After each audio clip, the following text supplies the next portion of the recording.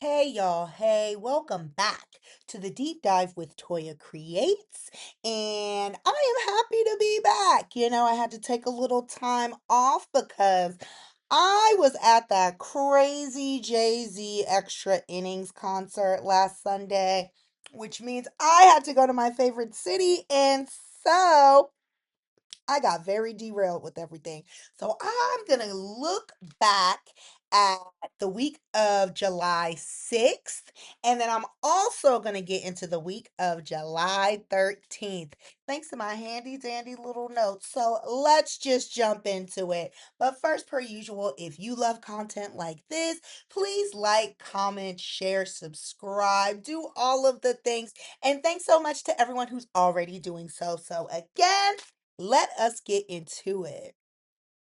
So on Monday, July 6th, we open with Hope still laying on that showroom floor. Now, for those of you who may or may not remember, the week prior, her entire secret came out about her being the new creative designer for Logan.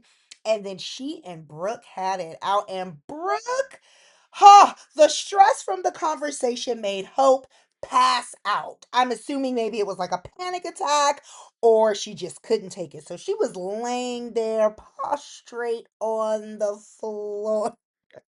Thankfully, Liam comes in because at this point, Brooke is already stormed out. She's gone about her business. She has no idea that her daughter is on the ground, passed out. Liam rushes in. He runs over, and Hope starts to come to. At first, she doesn't remember where she's at, but once she gets her bearings, she's just like, I broke my mother's heart. Of course, I mean, yes, that happened in Brooke's world because God forbid Hope be an independent woman and not stand for or tolerate Steffi and Ridge's nonsense anymore. So Hope was just really, really torn up about it. Again, Liam has been doing such a fantastic job this go round with his marriage. He sat there and he talked to Hope. He told her that basically Brooke betrayed you and she needs to be happy for you because you're doing this for yourself. It's not like Hope is doing anything to necessarily be malicious to Forrester or anything like that. I mean, she really did consider this for a while.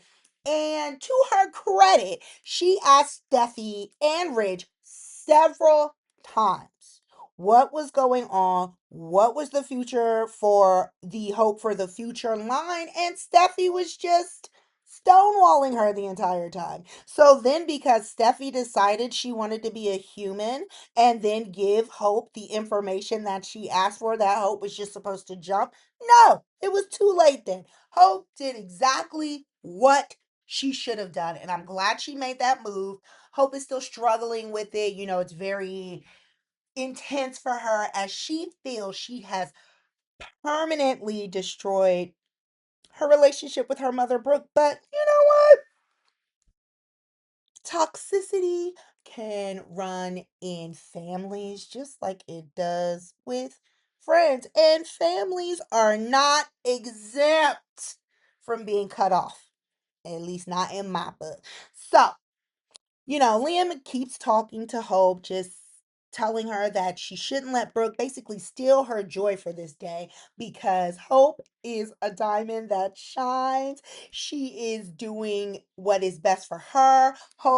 Beth is going to be so proud of her mother, Hope, when she understands what's going on. And he's just basically like, if Brooke can't be happy for you, then that's her problem. And I agree, Liam. So basically that was it for them. They just keep talking about the situation, and I feel like we kind of left them in the showroom. Liam of course wants out. Liam of course wants Hope to be checked out, which I assume they did, but yeah, that's basically where that ended. So then we also saw the Forrester team still processing or reacting to the grand reveal from Logan.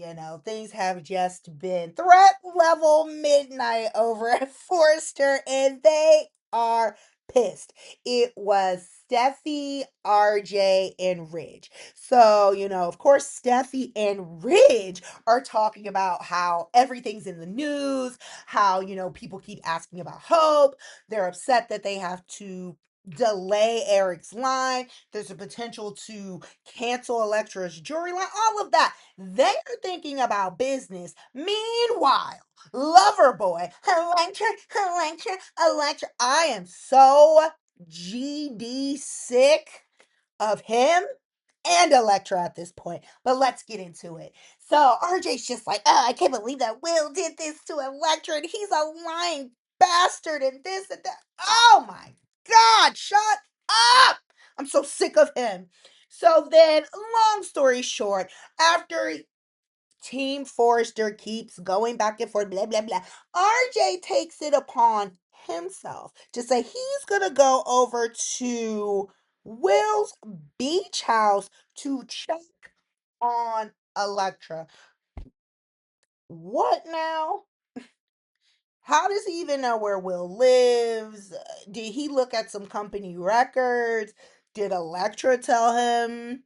Just on a whim. I don't know. But that starts happening while we also see Will and Electra still discussing everything because this girl, Electra, really, I was rooting for her and Will, but after this, she just kept going on and on about how I can't believe Will didn't tell me about the jewelry, the hope for the future, and what Logan's doing. Why on earth should he have told you that? This is business, little girl. Anyways, she told Will that she feels like he takes her love for granted. Like, how are Oh my God, I want her to grow up so bad. Okay. So then they keep going back and forth.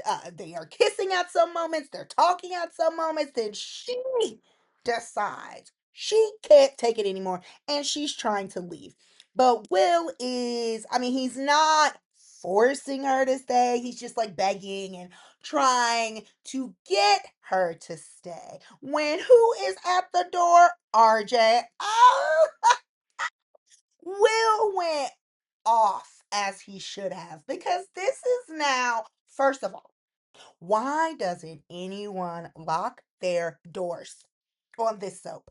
RJ just walked right in like he had a damn key. It's like, and they just looking at him and Will was like, you better get the hell out of my house. And I agreed. And Electra was just standing there like a deer in headlights, letting RJ talk all types of cash crazy to Will in his own house. How he was a loser and this and that, and he's no better than his snake of a dad, and blah, blah, blah. So, after one too many insults, my boy Will went off. He beat the brakes off of RJ, and I was here for it. Now he did go a little too far, okay? Because Will got him with a one-hitter quitter just right off the bat. Because RJ was already on the ground, but then Will was like, let me make sure you remember this ass whooping. He got on top of him and he put in work. Electra was like, stop, Will, what the hell is wrong with you? Girl, what the hell is wrong with you? Do you want this man or not? Who is your man? RJ or Will? Because I'm so tired of everyone just blaming Will. As if he is reacting to nothing. This man took it upon himself to walk onto Will's property, walk into his home uninvited, refused to leave, and on top of it was disrespectful. RJ got the ass whooping he deserved. And clearly it wasn't enough. So then Electra, little miss, I love Will, my man, my man, my man, questioned her man. What's wrong with you? And I'm going to take RJ to his grandparents. She's fully on RJ's side. So she's helping him walk out because he might be concussed at this point, and I don't care. at all. Will could have done worse as far as I'm concerned.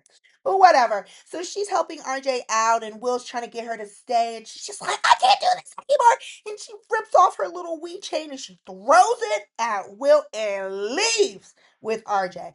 And then Will is out on that deck screaming like a West Side Story, Electra! In scene. On to Tuesday. On Tuesday, July 7th, we open with RJ mending at Brooke and Ridge's mansion. Brooke is not there because she is too plucked from what happened at Logan with Hope. She's checked herself into some type of wellness retreat, and we've not seen her since she left Hope on that showroom floor to die, okay? So then Ridge is there and he's talking to Electra and RJ because Electra is there because she helped RJ get home last night because she thought he was concussed. And he's been checked out. They actually went to the hospital. Finn checked him out and gave him the clean bill. Well, as clean of a bill as health as he's going to get in this situation. And he just told him to go home and rest. So he's doing that. And then those three just talk about the situation again, per usual. RJ, I'm really surprised that that baby does not learn quickly or easily, clearly, because he was still talking trash about Will. And I was like, Will didn't beat his ass enough. But okay, the three of them. Well, Electra's just sitting there being complicit, which is just as bad, in my opinion. But Ridge and RJ just continue to go on about how bad Will is and blah, blah, blah. He's a loser. He's aggressive. He can't control himself. It was him, him, him. No one has checked RJ in this situation. And that is the problem. Because RJ, if you don't want to get your ass whooped, you need to either shut your mouth or learn how to fight. You can also keep your ass over at Forster and stay off of someone else's property. Just a little tidbit. Anyways, eventually RJ takes himself upstairs to get some rest, and so it's just Electra and Ridge. And this is where Ridge goes off on a tangent for me. This man is like, just because, I feel responsible for you because we're family, because the family tree is linear. They cousins or something. She is the daughter of Eric's brother who has gone up to heaven already. So whatever. Ridge is like, I feel responsible for you and I just want to protect you. And Will is not it for you, girl. Ridge is going on and on about how Forsters and Spencers don't mix. What happens the next time Will loses it? Like, what if he beat you up? Will has never exhibited any type of aggression towards Electra. And when he has exhibited aggression, it has been warranted. RJ has been antagonizing this man for months. He's actively been going after his girlfriend, knowing they were together. Jay took himself to the beach house that he doesn't own, walked in, refused to leave, and so he got what he was so desperately begging for. I have no empathy or sympathy for RJ, and I'm tired of them enabling this bad behavior. But whatever, Ridge had the gall and the gumption to stand there and tell her that she, Electra, needed to pick a side. What is this? How old is she? But she just, yeah. Girl, I'm so sick of it. Anyways, so Ridge basically gives Electra an ultimatum that she needs to pick a side. Foresters or Spencers, what you doing? And she just stares off as she considers it. Couldn't be me. Couldn't be me. Because no one's going to tell me what to do at that age. I'm grown. If you're old enough to have sex, Electra, you're old enough to manage this like an adult. But that's where we left it. So over at the beach house, Katie is being brought up to speed by Will on what happened, and Katie's like, Jesus, again? You hit him again? But Will explains what happens, and she's like, okay, I understand he was trespassing, but honey bunny, you can't hit your cousin anymore. I understand what Katie's saying. She is technically saying the right thing. And I'm like, Will was not wrong. And I hate to see Will internalizing this so much. You defended your house. You told him to get the hell out. He did not. Anyways, so Katie's just telling Will that she will talk to Electra personally. She would try to smooth things out. She would tell Electra that the reason why the secret was a thing was because of her and Bill, and Will had nothing to do with it. And that is true. Will just started working there 2.5 seconds ago. He didn't know what was going on. And when he did, it's business, girl. If you can't handle business, don't be in it. Anyways, Katie's being a great mom per usual, and she's going to try to help her son as best as she can. It's basically the gist of Tuesday, July 7th. Let's get into Wednesday, July 8th. Wednesday, July 8th, there wasn't a lot going on, just with Ridge continuing to try to poison Electra against Will, just really guilt tripping her, really pointing out all of the negative things that have happened in their relationship today, and just doubling down on you need to pick a side, it's us or them, which is wild to me. And it definitely highlights why Electra is not good for Will, because everyone else is trying to make it seem like Will is not good enough for her.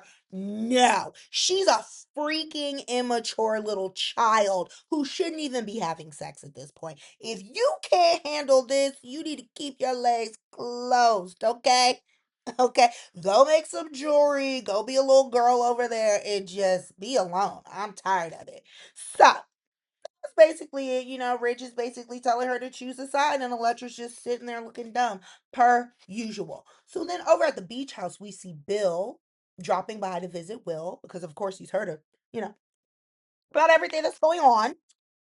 And Will's like, you're just here because I'm not at work. And Bill's like, no. And I'm just like, Will, when are you at work? Because he didn't work consistently over at Forrester, as far as I'm concerned. But you know, the people who do the least amount of work, and the people who don't care about their jobs, get all of the perks and all of the flexibility. Exactly why I'm an entrepreneur now.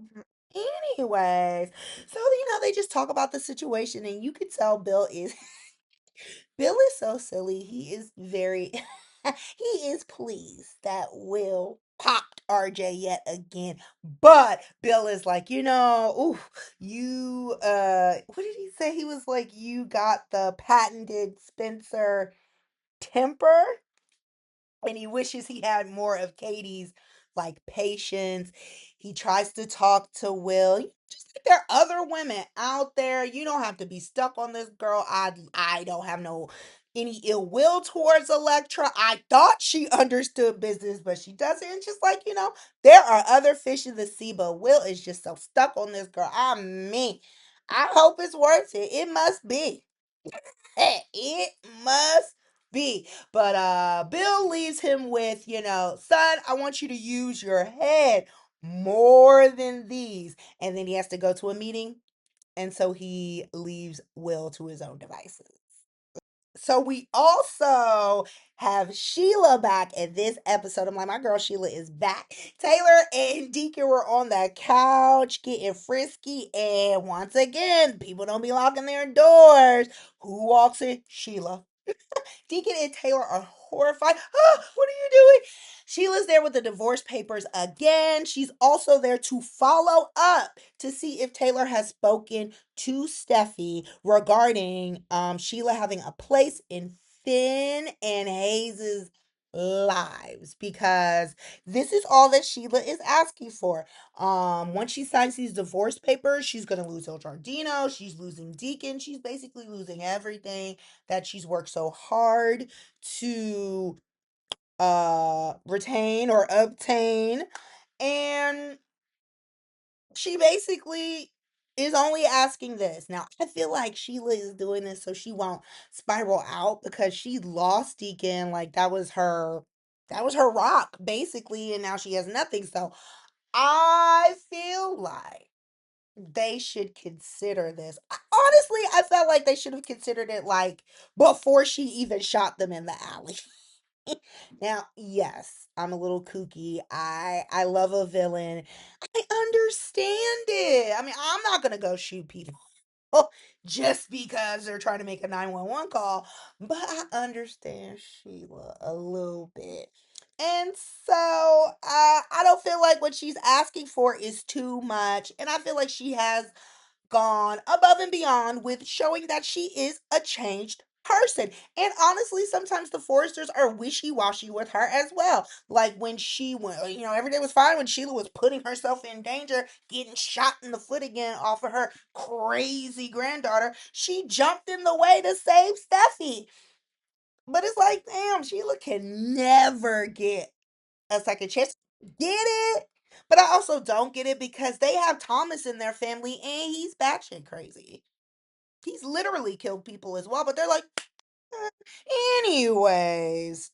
So Sheila is following up, and Taylor admits, like, no, I haven't done it yet because it's basically impossible. And Sheila's like, I'm not going to sign these papers until I get what I want. So then eventually Taylor heads out so Deacon and Sheila can have some privacy and talk alone.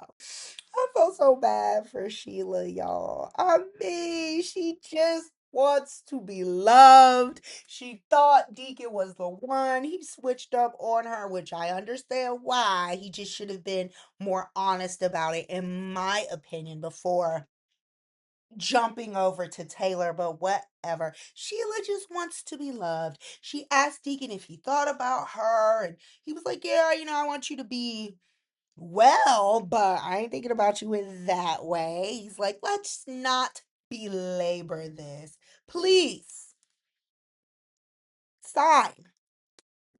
But no, she doesn't sign yet. She's listening to him, but she doesn't sign yet. So then I think, hold on, let me look at my little notes.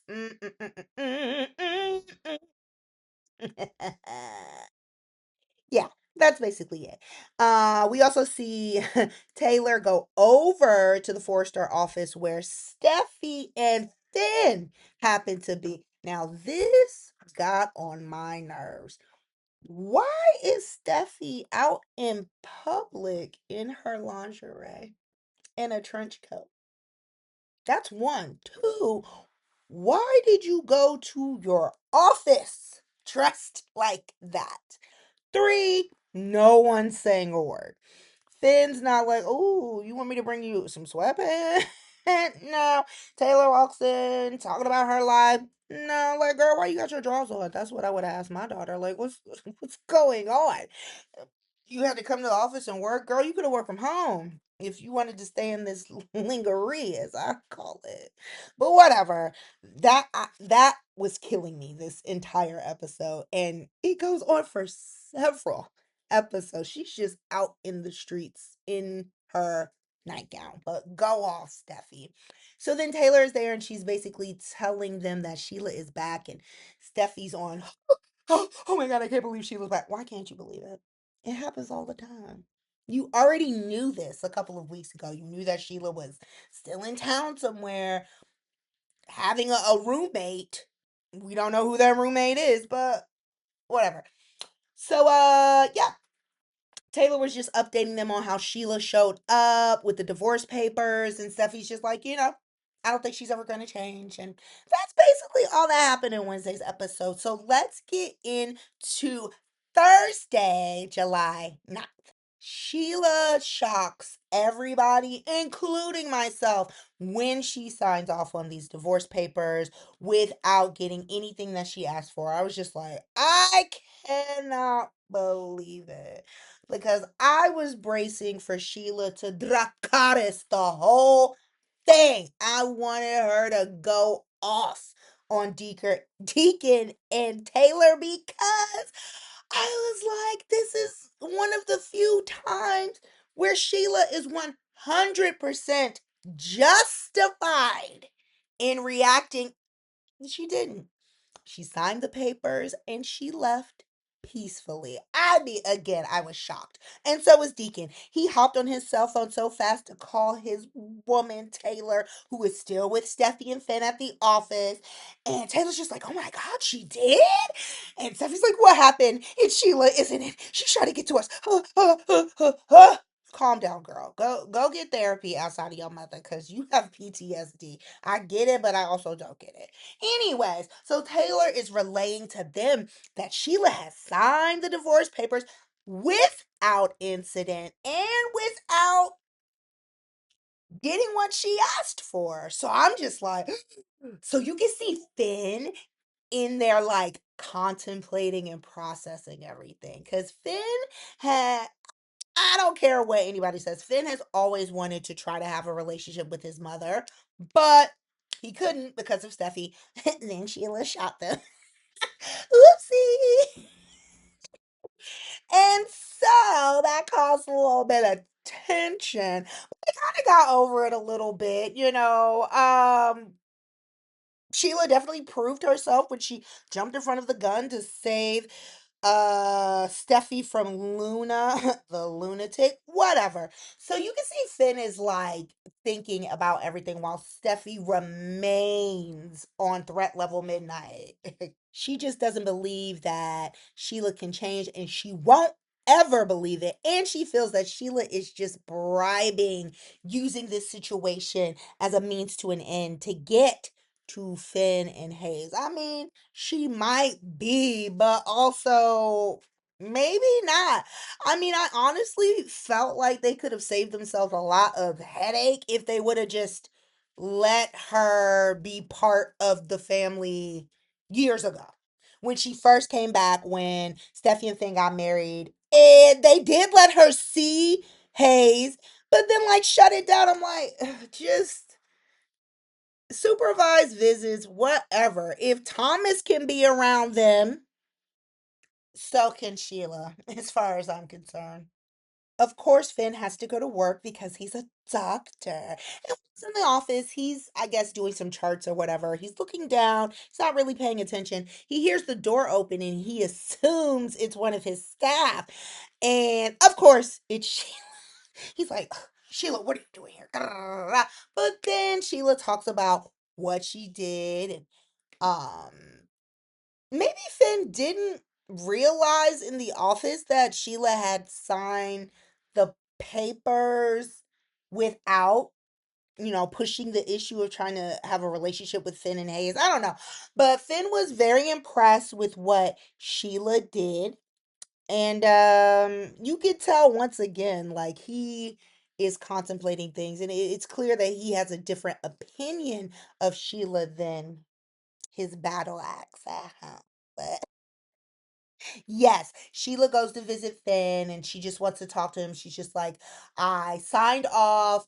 I gave up the man that I love. It was the hardest thing I had to do. And she's just basically begging for inclusion in their family. And she needs someone, like I said earlier. I think Sheila just needs someone as well so she doesn't fly off the handle again. Like, she's genuinely trying. And they need to give her, I feel like they need to recognize those efforts a little more. That's just me. So we also see Bill talking to Wyatt, who is stopped by the office. Always love to see Wyatt. I kind of missed him all the years he was gone because he's like funny and I like that. But whatever, he and Bill are catching up, and Bill is like he's trying to be a mature adult and say like, well, Will got into it again. But you can also see that Bill is very proud, and Will is proud too, just a little bit. And they're just like, gossiping about everything. And Bill is thanking Wyatt again for getting him the hope for the future diamond. And just Bill is just in it. He's on cloud nine. He's like, the Spencers are thriving. Logan is doing well. All of my sons are back, and he is really sticking it to the trust maker. Bill is basically praying for war with Ridge and the Foresters. And Wyatt sees that and he's kind of teasing him about it, but he's definitely foreshadowing what's to come because Ridge shows up shortly thereafter. Now, this is after Wyatt has exited the building, and Ridge just storms into Bill's office. Poor Allison, I believe is her name. She is Bill's assistant.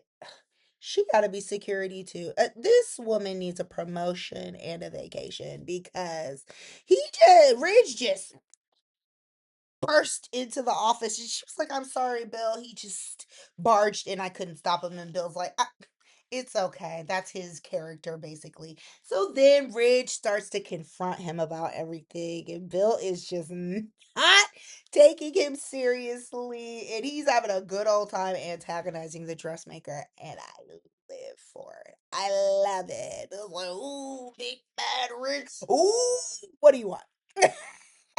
So Rich just basically was there to declare war, like your son put your hands on my son and this and that and blah blah blah. I'm not gonna let you get away with this. You wanted war, so you're gonna get it. And Bill is like, like the Grinch when he came up with the idea to steal Christmas.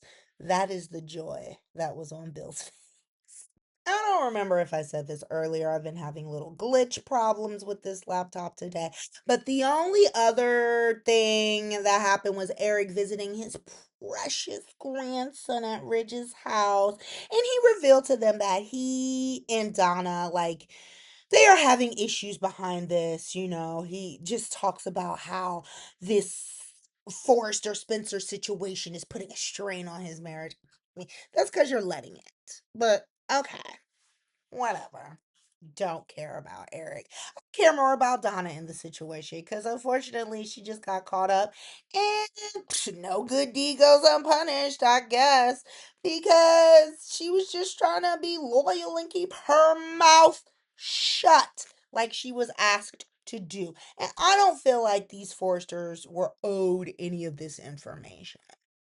Sorry, that's just me and I don't like them. So whatever. Let's just move on to Friday, July 10th. More of the same on Friday. It wasn't a super exciting cliffhanger, in my opinion. The most major thing that happened was between Bill and Ridge, as Ridge kept talking crap, and Bill was returning the trash talk. And what did he say? He called RJ soft. And Ridge was like, ah. He backhanded my dollar bill Spencer. And he was like, "That's for my son." And then he walked out. Okay. Everyone's getting violent. But oh my God, not Ridge using violence like you said about Will. Hypocrite. Anyways, that was the most exciting thing that happened on Friday for me. We also saw Finn and Sheila finishing up their conversation. As I said earlier, he's very impressed that Sheila signed. He wants to have some type of a relationship with his mother, and he referred to Sheila as mom. So Steffi is not going to go for this. She is going to be peeved when she finds out. But that poor man just wants to get to know his birth mother. And his birth mother, I mean, is a little kooky. But sometimes you can use that kooky for your side. I wish I had a rider like Sheila on my team. I'll tell you what, I'd sick her on everybody. Anyways, so yeah, that Finn is I think Finn is going to help Sheila out because he wants to. He's giving her a hug, everything. Like he feels really sorry for her. She's lost everything, and Finn has a heart, unlike his wife.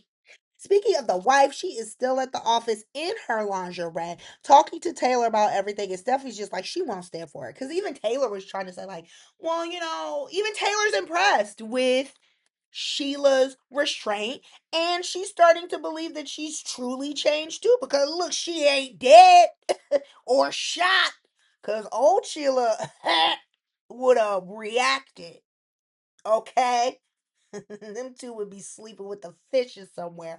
So Taylor's even like, I'm the psychiatrist.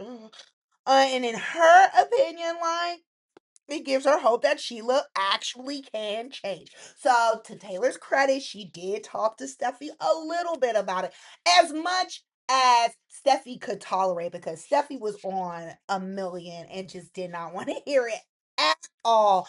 And her stance is like, she is not gonna stand for Sheila being anywhere near their family, point blank, period. And Taylor's like, I get it, so whatever.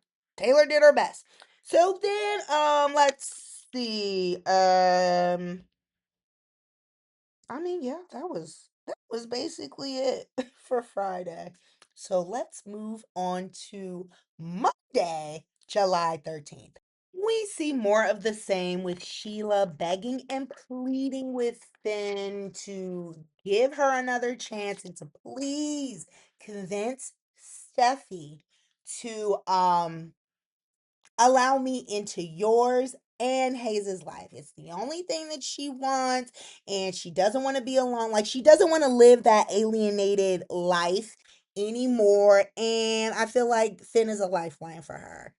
So I believe that's when Finn basically agrees to talk to Steffi, which is like, okay, because literally the other episode, he was telling Steffi that she did not have to question his loyalty to her. And I'm like, in a way, she doesn't, but not as it pertains to Sheila. And Steffi is cognizant of that and worried. So I don't know, y'all. This might be when Finn finally goes to the dark side with Sheila, but let's see what happens. I mean, because I understand Steffi's hesitation. I honestly do. But the way she shut it down for this man and his mother was crazy to me. Like, she didn't even give Finn the opportunity to do it. This is his mother, Steffi. I understand the threat, even though Sheila has not been a threat for a very long time. And as I have stated several times, Thomas is also a threat. He let you think Beth was some regular baby, not Liam's and Hope's. And you adopted Beth, named her Phoebe, got attached just for Hope and Liam to figure it out, and they took that baby back from you. Your brother did that. You forgave him. He killed Maya's sister. I forget her name. You forgave him for that. I'm sure he killed some other people. Thomas has done some crazy, crazy things, but they overlooked that. So I'm like, it was good for the goose, it's good for the gander. But that's just me. Ridge is updating Steffi about what happened with Bill, because Ridge has finally returned to the office. Steffi is still in her lingerie. I don't know what time of the day it is. I don't know why this is happening. She's still in her lingerie and trench coat at work. Ridge says nothing as well. But she sees that he's just like, like something's going on. And so he tells her, like, I punched Bill. And Steffi, hypocrite number two. I mean, I can't believe you did that, but I'm kind of glad you did, because he deserved it. Then your whack ass brother deserved it too. That's how I feel about it. Right? But whatever. They continue to be hypocrites with each other and talk about blah, blah, blah. Yeah, it don't matter. Forrester's this, Logan's this, blah, blah, blah. So then Will goes to talk to Bill at the office. He's just looking for some advice. He sees the shiner that Ridge gave him, and he tells him that. But I believe this is where Bill encourages Will just to consider other women. I thought Electra was cool, but guess what? She's not. Like, I don't wish her any ill will, but she is probably not the best fit for you. She doesn't understand business. She's not. Yeah, no. So Will says thank you for, like, thanks but no thanks. I want her. Okay, whatever. Keep chasing behind this waste of a space. We also see Electra going to Dylan's job and telling her what happened. Oh, Dylan, I moved out of Will's. And Dylan was like, what? Again? What is going on now? So Electra explains how she basically did this because of the jewelry thing. And Dylan's like, girl. And I agree with Dylan. Dylan told her, like, basically, you're overreacting. Like, are you sure you want to move out over that? Don't you think you're overreacting? And then Electra's like, well, it's not just that. Will got violent and I got scared. And RJ hit his head on the counter. He shouldn't have had his ass in there. He hit his head on this counter. He could have had a concussion. And Dylan's like, oh no. But also, Dylan was like, I bet you Dylan would have stood by our man and told RJ to leave. Call the ambulance for him. Anyways, so you can see it right on Dylan's face. She's trying to be a good friend, but she like, girl, you tripping. And this is how I know Electra is so damn stupid and young minded. Why would you go to the woman who you know wants your man and tell them I've moved out? You're giving Will to Dylan, as far as I'm concerned. So no more dibs. No, no, no. And basically, you've broken it off with Will at this point. You gave him the necklace back. You're not answering his calls. You're sheltering in place at the Forester estate. You're running around telling people that you moved out, this and that. Dylan's right. Electra is overreacting. And Electra does not need Will. So she tells her that, and Dylan's like, okay. And that's basically it there. Oh, one more thing about Finn. Finn and Sheila are still talking. He does eventually agree to help her, but first he's just like, he can't lose Steffi and he won't upset his wife. But they keep talking and Sheila's just like, besides giving you up, Finn, giving up Deacon was the hardest thing, and I just need someone, and I love you, son. And Finn tells her that he loves her too. Sheila does have someone, but Steffi's gonna lose her mind. So let's get into Tuesday, July 14th. Well, since I just watched these last night, they're fresh in my mind. So, July 14th, we saw some devastating news. I'm really sad about it, but let's take it from the beginning. Steffi is still in her lingerie and trench coat, fully conducting business at work. She and Daphne are having breakfast. I assume there was a meeting, but whatever. And they're just catching up because Daphne is really Steffi's friend. And so they're just catching up on life, and Daphne's telling her how she has a fertility appointment, and they're just asking about that. Carter comes in because he wants to accompany Daphne to this fertility appointment, but Daphne's downplaying it. She's like, oh, you don't really have to. If you are busy here, which you are, you should just stay and I'll update you later. So after a little bit of back and forth, Carter does agree to stay behind, and Steffi is finally on her way home, hopefully. And she's like, oh, well, the car's coming to get me. I don't mind taking you. Let's go together. And so they agree to that, and everyone starts to head out. What else did we see on that day? We also see Lee. Oh my God, we haven't seen Lee in weeks. Lee is checking in on Finn because Lee is covering for another doctor, and she is a little down in the dumps because she tells Finn that she has to deliver some bad news today. And Finn is like, "Oh, I can empathize with you, or I understand because I also have to deliver bad news." And Lee's like, "Oh, what's going on? Is it professional?" He's like, "No, it's personal. I have to give bad news to Steffi." So Lee doesn't even ask what it's about at first. She's just like, don't do anything to upset your marriage. Now, Lee is on the, I don't even think it's because Steffi is a Forrester. I feel like because Lee was betrayed in her own marriage by Jack, she is hyper fixated on making sure Finn doesn't make any mistake that could jeopardize his marriage. But then he kind of talks to her, and oh, it's about Sheila. Oh, sorry. Now we have seen Lee and Sheila actually get past the fact that Sheila ran Lee off the road and the car exploded and also went into a ravine. But they friends now over this Luna thing, or so I thought.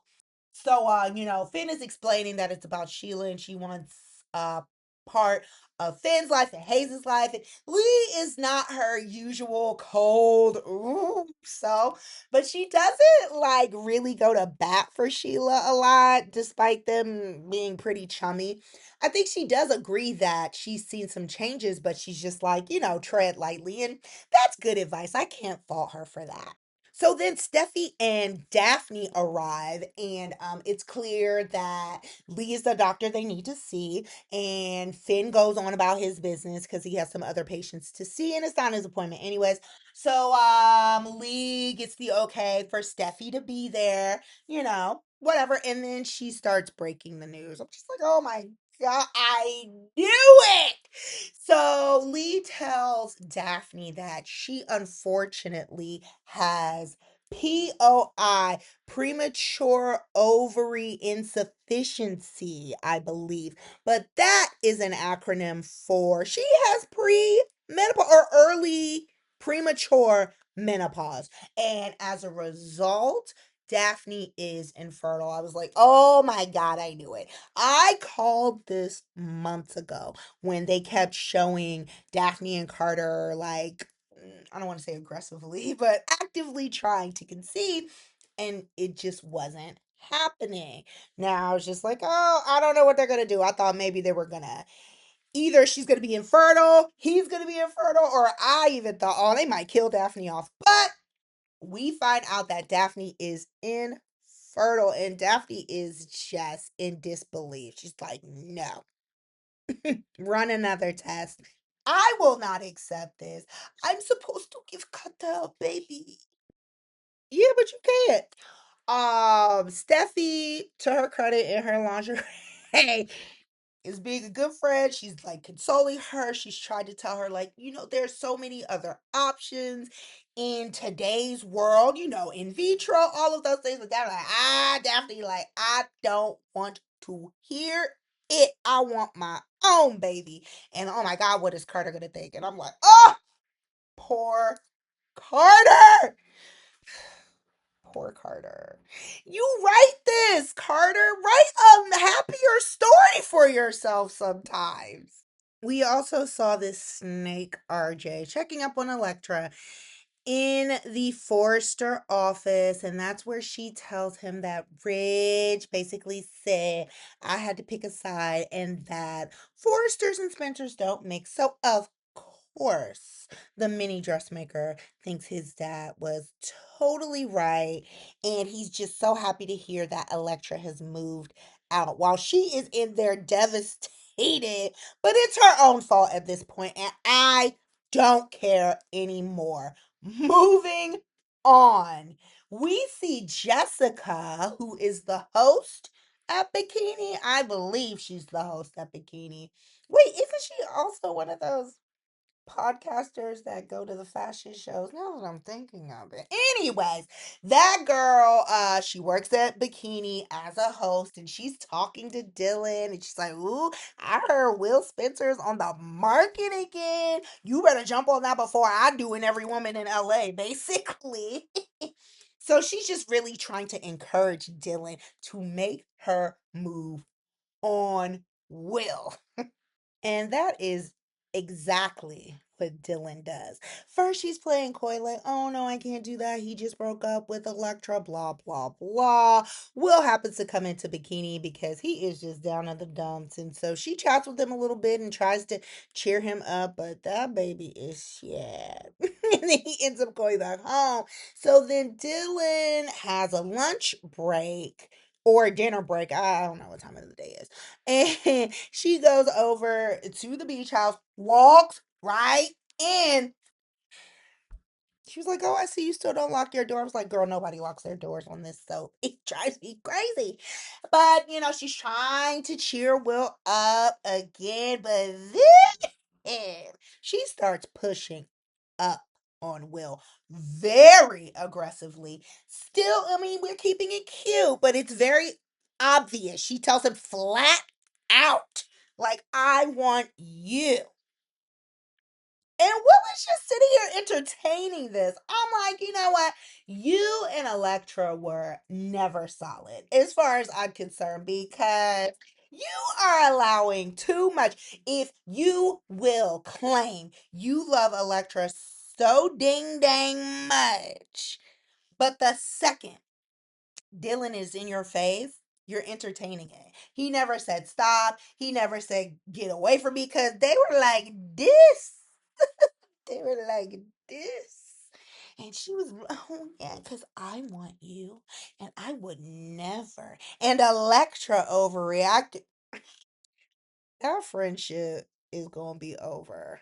Okay. And once it's over again, I'm going to be curious to see what happens with Remy because he's going to pop up again at some point. But whatever.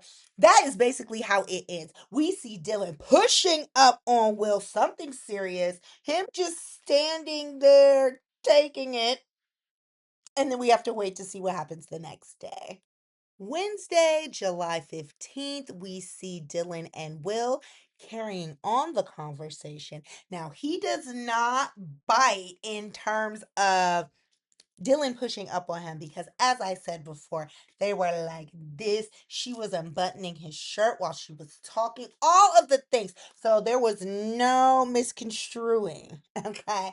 So they talk about things more because Will is just really beating himself up about not being honest with Electra, not telling her about hope, the jewelry line or the hope for the future diamond, blah, blah, blah, blah, blah, because that's the woman he wants. Whatever. So Dylan talks about, I love Electra, but she's a little prim and proper. Everyone has to be perfect around her, and you guys are just two different people, and that is not you. And Dylan was like, it sucks because I love authentic Will Spencer and not the Will Spencer that you're forced to be around Electra. Like, yeah, Electra is beautiful and all. She's great. I love her, but she's probably just not right for you. And I agree with that. And Dylan even talks about, if she were to move back in, even though she has her own space now and she loves that, if she were to move back in, she would not be living above the garage anymore. She's making it very clear. And Will is like, "Okay, but Electra, girl, whatever."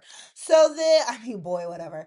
So then her break is almost up, so she has to go back, and she's just making sure that Will is okay and offering for him to come along with her. But he's like, "No, I'll just stay here." And Dylan just asks for one favor. She asks Will not to mention to Electra that Dylan was there.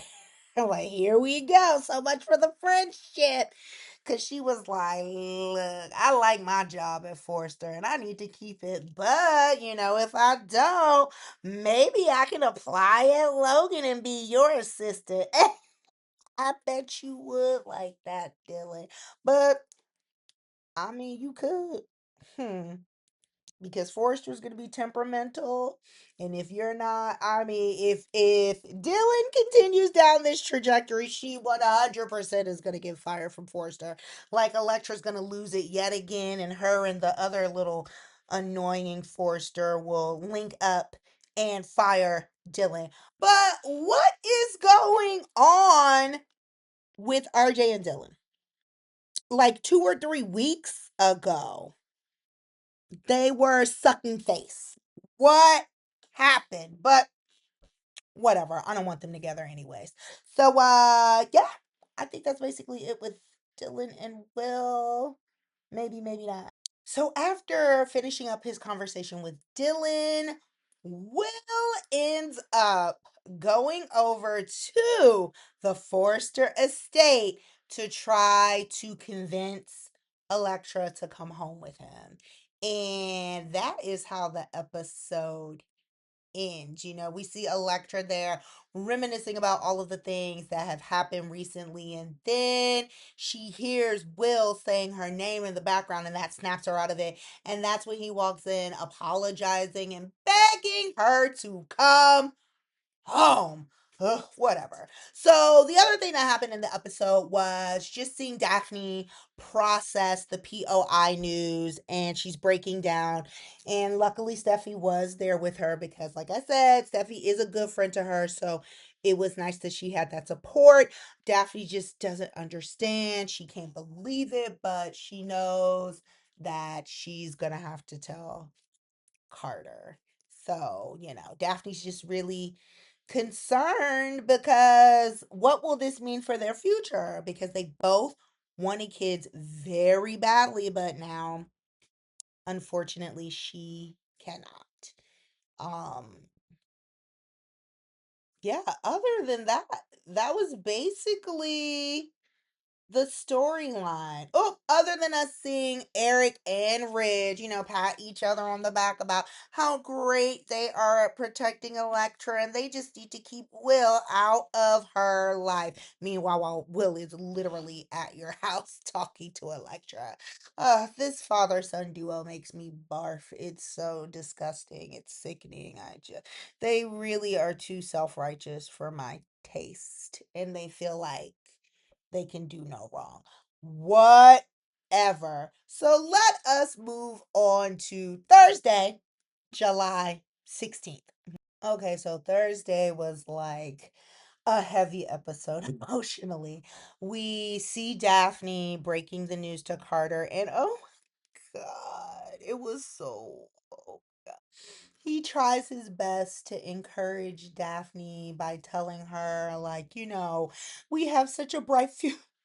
We have such a perfume. He can't even get it out because of the tears. But uh it was a lot. Like, I feel bad for them. It was great to finally see Carter find his match. They are newlyweds, and now they're dealing with this. I mean, unfortunately, they didn't do this type of testing prior to getting married, but like Steffi was trying to tell Daphne, there are other options, but Daphne just doesn't want to hear that. And Daphne is, I think, scared that, Carter will leave or that the marriage won't work out because she can't do this for him. She feels like a failure, and Carter's like, "You're not." And he says, "We're going to get through this." But they hugged, and you could see his face on the other side, and he was just. So let's see what happens with this couple. I'm hoping that, they really try to explore their other options. I don't know if in vitro would be a thing if you're already in menopause. I assume that means you're no longer making eggs, but I feel like she should have some eggs left. And even Steffi was well, we'll see Steffi later. She actually linked up with Taylor at Bikini to talk about this situation because she was so like upset for Daphne, and Steffi even offered to like give her eggs. We know she fertile on the show and in real life. But that was very nice of her. So I'm hoping Daphne will explore some of those other options, maybe borrow an egg, maybe her eggs can still be used, a surrogate with another egg or one of Steffi's eggs. But Daphne just like she wants to have her own child. And I understand that, but again, I hope she and Carter will consider other avenues, and I hope they actually document that because I think that would be a good storyline. Back at Eric's mansion, Will is still trying to convince Electra to come home, and she's telling him how it's not that easy. And she tells him about Ridge's ultimatum, and Will was like, "This is ridiculous. Like, you're not a little girl. They can't tell you what to do like that," and blah, blah, blah. So then Eric walks in the door, and he's like, "I know you Eric tells Will, you need to get out. Okay? He tells Will that he is basically banned from seeing Electra. Don't you ever talk to her again and get out of here. I'm like, what? I mean, and Will was like, respectfully, no. But Eric got him. He was like, well, this is my house. And Will was like, I do respect that. I'll give him the credit, because look, if Eric would have hauled off and hit Will, he would have had grounds, and I'd be okay with that as well, because it, play crazy games, win crazy prizes. But Eric is pissed to find Will up in his house. He's like, I thought it was clear. I thought Ridge got through to you, Electra, and then I'm walking into my house and I see Will in here. He was like, absolutely. So then Eric and Will are going back and forth because Will is like, I will see Electra anywhere outside of this home. And Eric's like, no, you won't, because Electra has such a bright future and blah, blah, blah. And he tells Electra to tell Will that she will not see him again. She don't want to see him here, there, anywhere. Tell him, Electra. Tell him. And then we just see Electra. And Will's still mad. And Eric's like, you tell her, you tell him, you tell him. And then it goes to black. So let's get into Friday. Friday, July 17th, opened with this. Eric once again repeats to Electra, tell Will you no longer want to see him and to leave this house, and that it's basically over. Like, we will never see each other again. And Will is trying his best to stay respectful as Electra just does this. She's in full deaf mute mode. Okay. And Will's like, okay, I understand your stance on us not speaking in your home. I respect it.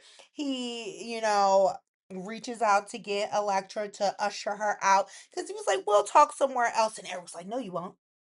No, you're not. There's nothing else to say. Electra, tell Will to leave. And Will is just standing there. He's like, do you hear? Alexa, stop. Always listening. So Eric is telling her to tell Will to leave, and she does. It's like July 17th marks the official end date for this relationship and for me caring about Electra. This is nonsense, okay? Not only does she tell him to leave, she then goes over to Eric like, look at the face. I wanted to sock her out myself. So I'm like, oh, this is what we are doing now.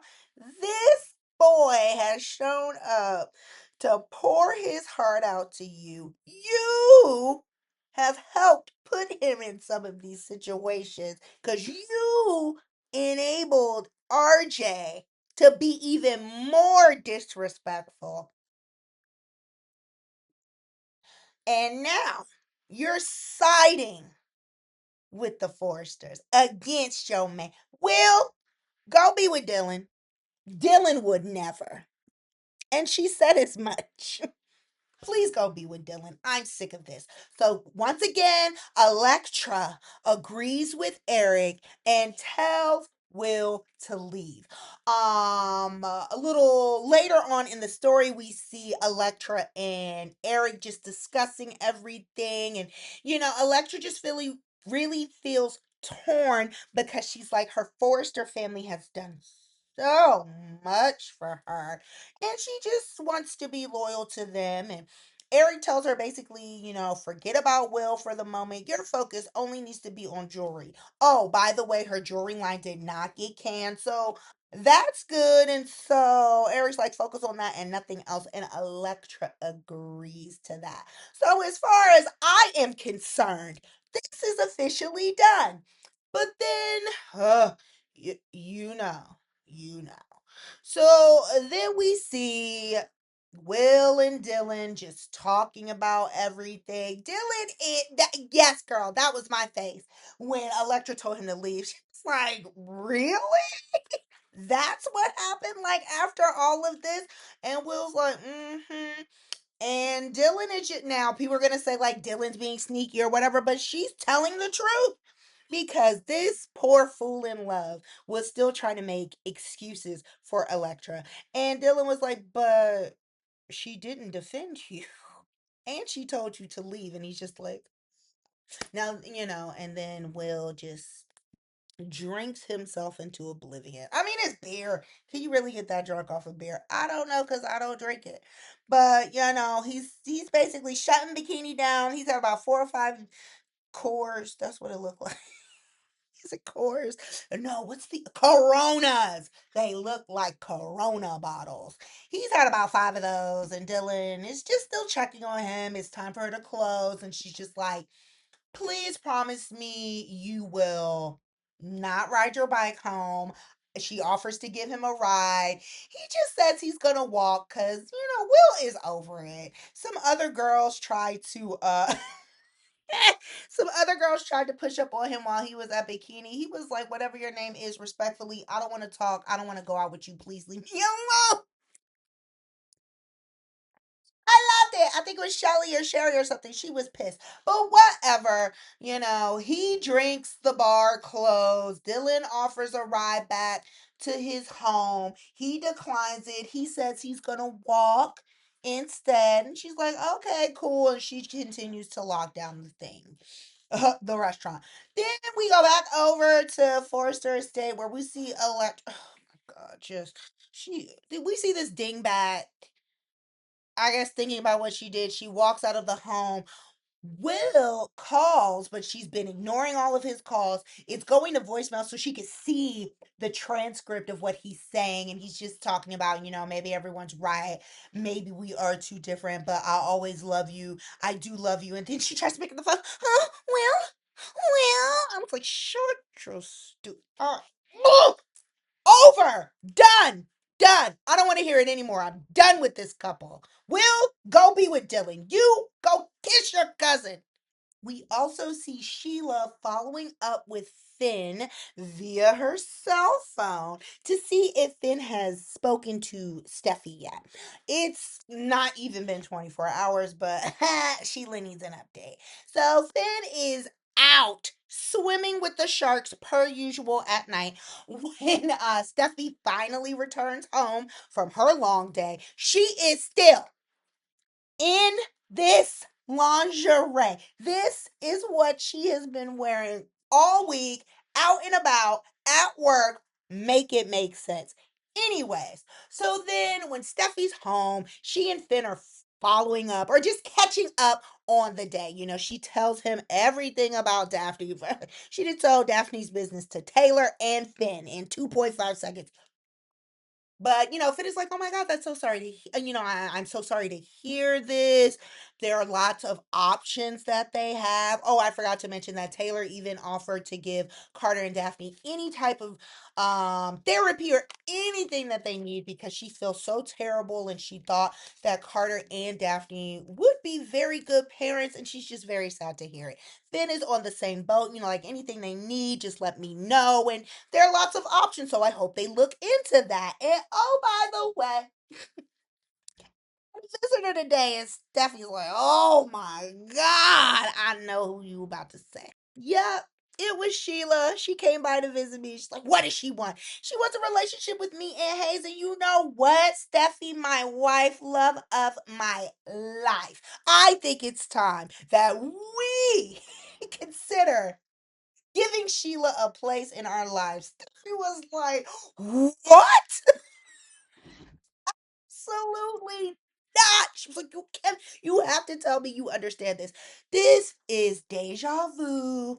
We do this a lot on this, so we love running back a storyline because we were doing this, what, 3 or 4 summers ago when Finn first appeared and he and Steffi were getting married and Sheila popped up in the closet or in the room or wherever the hell she was. And it was this again. So I know Steffi's tired of this.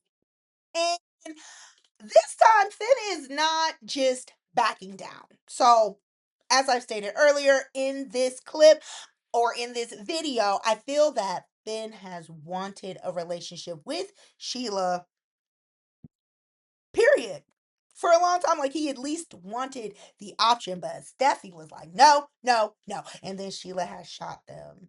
So that makes sense. But she's rehabilitated now. Finn believes it. Lee clearly believes it as they are friendly. And so Steffi's the only one who thinks she's bigger than the program. So, Finn is talking about how he feels that Sheila is a changed woman. I think he also said that he feels like it might make their lives a little easier in that Steffi wouldn't have to be so paranoid about, what Sheila doing, where is she, da da da da da. Because, it sounds like Finn would do this with like, supervision. And Sheila even offered that as well. He ain't saying like let's drop the kids off and Sheila and leave them, but he wants to explore this. It is very clear that Steffi does not agree. So I don't know, y'all. This might be the end of this marriage because they are definitely at a crossroads. So I am very curious to see what happens with this, even though this is a repetitive storyline. I'm thinking they are circling back because the outcome will be different this time. So let's see. So, just to recap, I have gone over the week of July 6th and the week of July 13th. We basically just got out of the Logan reveal and segued into the demise of Will and Electra. Dylan pushing back up on Will. I want to see where that goes. We got a few days of the Daphne Carter infertility storyline. I'm really curious to see what they do with that because that this could be like an educational moment and they could have some really good scenes about it and just chronicle that journey. And of course, Sheila, Finn, Steffi, yet again. So I am happy that I'm back on track. I'm ready to watch my soaps this week as close to real time as possible. I hope you're able to watch them as well. And I will see you guys back for the next deep dive. But if you love daily recaps, you could check out my Drama While I Design series. That I do pretty well. And that is Monday through Friday around, let's say, 4 p.m., 5 p.m. So, yeah, thanks for watching. Have a great rest of the weekend and toodles.